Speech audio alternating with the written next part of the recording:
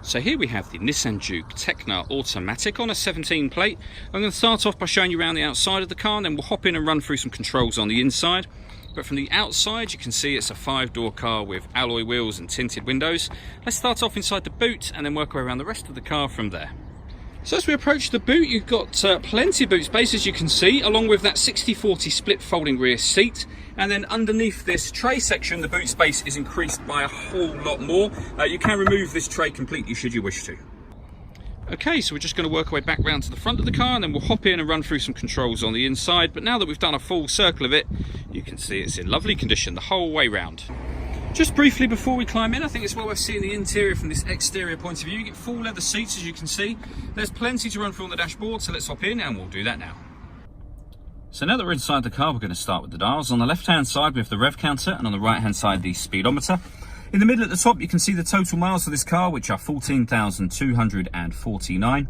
We've also got the fuel gauge and coolant temperature gauge up there. And at the bottom of that section, you can see the P in the box. That's to highlight the gear this car is currently in. As it's an automatic, we're in P for park at the moment. Backing out to the steering wheel, on the left-hand side, we've got stereo controls. We've also got the ability to answer and end phone calls. And on the right-hand side, we've got both cruise control and speed limiter.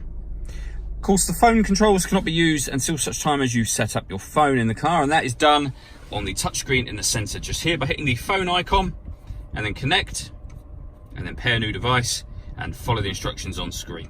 When it comes to music in this car, we've got FM radio, as you can see. We've got AM as well, and DAB, so digital radio, and then back round to the beginning.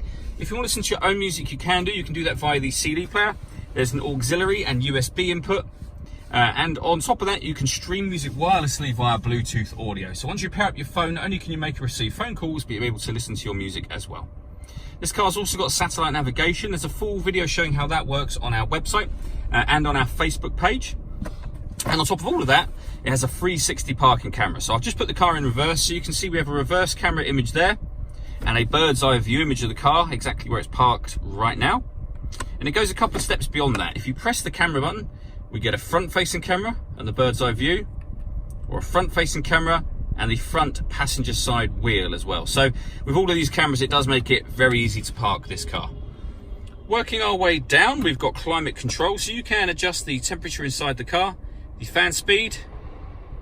You can determine where you'd like the air to be distributed, then hit that button to turn the air conditioning on, or push this button in and you'll put it on auto. The car will now take control of the fan speed for you to maintain the temperature that you've asked for.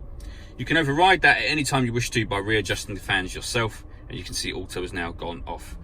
This screen also doubles as the driver mode screen as well, so we can put the car into normal, sport, or eco.